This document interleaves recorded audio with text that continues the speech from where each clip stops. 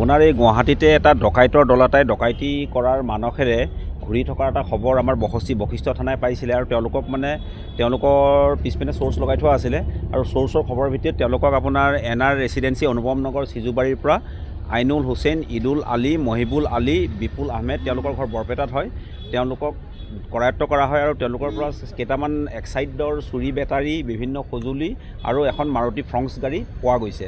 আৰু তেওঁলোকৰ বিৰুদ্ধে আগতে এটা আপোনাৰ এইটো কি কয় গুদাম এইটো কি কয় ভাঙি বস্তু লুট কৰা এটা কেছ এটা তেওঁলোকৰ বিৰুদ্ধে ৰুজু হৈ আছে।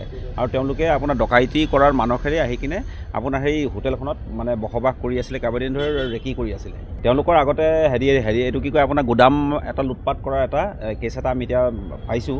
আৰু তাৰপিছত তেওঁলোকে মানে বিভিন্ন জেগাত ঘূৰি মেলি আপোনাৰ ডকাইতি ইত্যাদি কৰি ঘূৰি ফুৰে আৰু আমি তদন্ত চলাইছোঁ। তদন্তকালত বাকী কথাখিনি ওলাব।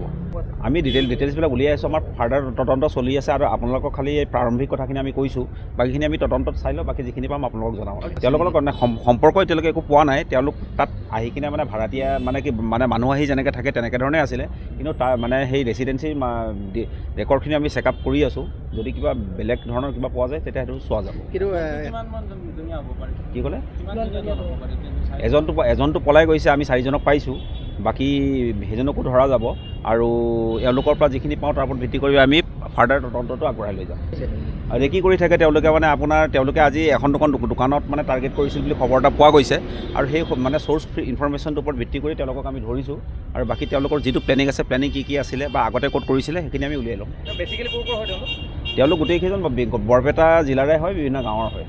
তেনেকুৱাই আপোনাৰ আগে পিছেও গুৱাহাটীত তেনেকুৱা মানে বৰপেটা, নলবাৰী ইত্যাদি জেগাৰ পৰা আহি ডকাইতি ইত্যাদি কৰি গুচি যোৱা মানে কেইবাটাও উদাহৰণ আছে। কেছকেইটা আমি ট্ৰেকো কৰিছিলে আৰু এই ঘটনাটো হৈছে কি তেওঁলোক আহি পোৱাৰ লগে লগে আমি খবৰটো পাইছিলোঁ আৰু খবৰটো পোৱাৰ পাছত তেওঁলোক কৰায়ত্ব কৰা। আপুনি বিচৰা বাতৰি পাব কেৱল নিউজ 18 এপত। নিউজ 18 এপ ডাউনলোড কৰিবলৈ স্কেন কৰক এই QR কোড। গুগল প্লে ষ্টৰতো পাব এই নিউজ 18 এপ।